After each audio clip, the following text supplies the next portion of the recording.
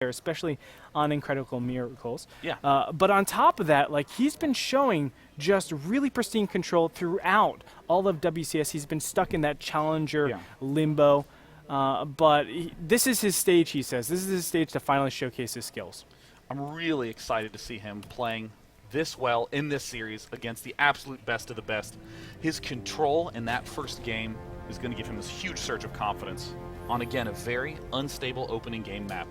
So, up in the top left-hand corner, the unlikely semifinalist who still finds himself here up against the master of ZvZ with a 1-0 lead. It is Byul.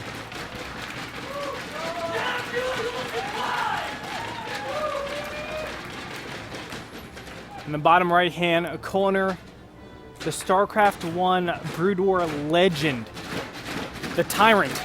It is Jaedong.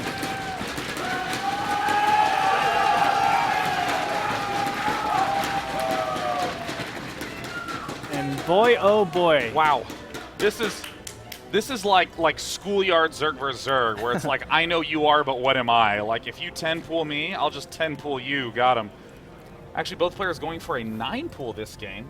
I actually do like early pool with gas on this map, even though Byul doesn't, due to the fact that this is a huge open ramp, and even though it's very easy to think that this ramp and this natural expansion are close enough, in Zerg vs. Zerg, this is miles away, due to the fact that you need creep spread to join these two together for queens, for spine crawlers. Any early aggression to lock your opponent out of that good creep spread is amazing. Or even queens can assist in defending the hatchery if there are zerglings surrounding there, because they don't want to get out of that position. They want to block that ramp to make sure nothing's behind there. Yeah, I mean, queens off creep run about as fast as I do, so yes. You absolutely need that creep there. Byul going straight for the second queen, as is Jaedong. The real questions coming up is who is going to be going for that gas first, who's going to be going for the expand, but it looks like both players are absolutely favoring the gas. Yeah, this is kind of the build that's so popular on the Korean scene these days. Vibe was telling Mr. Bitter about this a little bit, and he was saying, yeah, it's a lot of times a lot better to be aggressive in the early stages. Even against macro builds, you're only up, maybe 1 or 2 drones, and a lot of times you can just end the game. So might as well go for this. And it's actually safer because you don't die to anything, really. You can always do damage. Yeah, I mean, given how popular the 15 hatch has been, I mean, just from a metagame sense, you get some of those auto default wins. But the real question is, how do these players play out the long term? I mean, already Byul is a little frustrated not to have gotten that clear scout in. Neither player really knows where the other is at. How do you safely pull out of this phase? I think it's not exactly what you know about your opponent. It's what you kind of don't know about your opponent. No, that's wrong. It's the fact that they know that there's no expansion from both players. Yeah, it's so like you an just impossibility. say, just tech it. Just go Baneling, metabolic boost, and then kind of play defensive and wait until they make their move, because if anybody goes to aggress, you will have the defender's advantage, and you could take advantage of that. On top of that, you can just say, well, if they take their hatchery, I'll just take my hatchery a little bit behind there and be that aggressor to force out maybe a couple more zerglings. I add in my drones. It all works out pretty evenly. Yeah, I mean, in a sense, this early game looks nearly identical to the way the old hatch first used to look, where you'd be primarily droning, you'd get banelings for defense, except the only difference here is that there's no second hatch. That's why the scouting's so important in this phase, because if your opponent goes for a roach bust, it's a very easy to lose position. So one base roach versus one base, mainly baneling, is definitely going to be favoring the roach. Scout helps out Jaedong a little bit in that he sees he can safely drone up. He was behind in about 4 workers at one point, which means a lot, but he's catching up. And because of that, Byul is saying, well, I have to be careful because there can be some potential aggression. No natural going down for Jaedong right now. I'm a little bit worried for him because the natural has gone down for Byul, and obviously he'll have the economic lead. You know, how did Byul do this? Because, like, I'm clicking around. I'm trying to see what each of these players has. I think Byul just let some larva stock pile up because, I mean, Jaedong has just... Behind the shrubbery. Yeah, Jaedong only has a little bit more supply. Jaedong actually has to do huge damage in this push if he wants to catch back up. Nice control, just sending a small amount of forces to kill that Zergling, or the Baneling, rather. And now Banelings for Byul will come in here. Well, probably...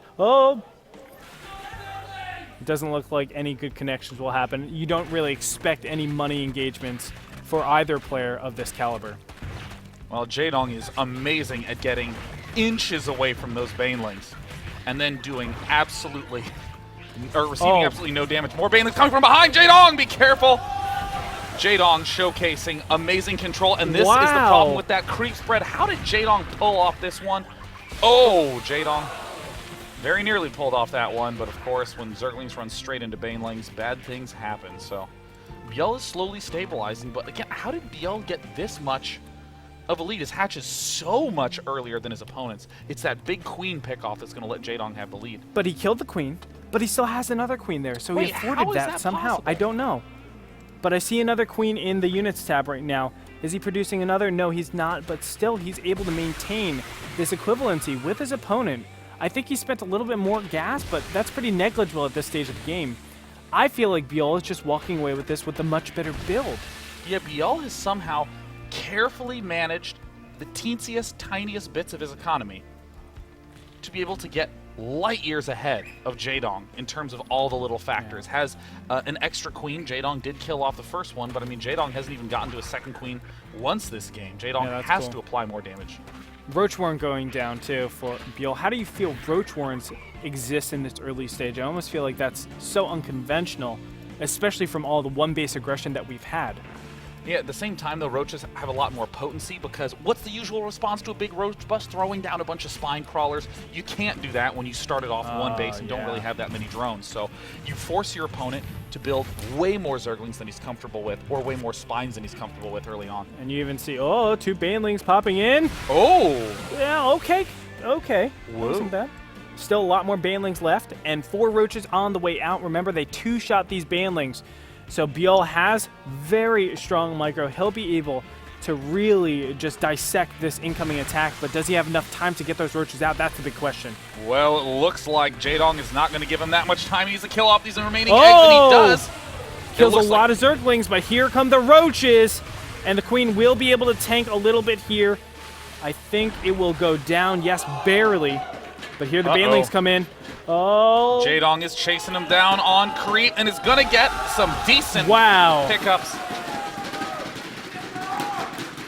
Total drone of 6 lead now drones. goes to Jaedong. 6 drones go down there. Is it going to be enough, though? A lot of roaches still on the field. Banelings are being morphed. Can he get the surround? I don't think it's large enough. Oh, my God. He's going to rush by. There's a lot of very low health drones up in here. Jaedong's going to go straight for him. Oh, no. He loses track of his units. He's trying to do some cutesy micro in the expansion and loses out on a couple of those key vulnerable drones. And now Jaedong has to stay alive versus the huge counterattack. We see a lot of roaches coming in. 7 right now. Not a lot in the grand scheme of things, but in this early game, Zerg vs. Zerg, there's only 6 lings for Jaedong. Yeah, and a lot of those lings need to be morphed into Banelings immediately. You need Baneling defense, but right now the roaches are going to approach. He doesn't have time to overwhelm his opponent. Not enough queens. This is looking so hard for Jaedong to defend. Immediately targeting the Banelings, getting good connections. And I think Byul is going to take it once again. Oh my God, Byul is just in dominating form, knows these build orders in and out. Jaedong's a little bit too greedy in this match, but Jaedong is known for his incredible control in these circumstances. All 7 roaches are still alive, and I don't know if Jaedong has enough. He just lost his last queen in this. His inject is going to finish here, but he knows it's over. Wow. Byul, holy moly. Mirror builds in the beginning stages, getting extractors at the same time, and then just showing this large disparity in the build with getting his, somehow, an extra queen and an extra hatchery before his opponent saying, okay, I don't have to spend this larva cycle. Yeah. Let's just wait a little bit. That is so cool. It almost seemed like Byul was using some like some invisible ghost drone, or was like taking out like some lone mid game to actually get that much money. Yeah. I mean, he got about an extra 500 or 600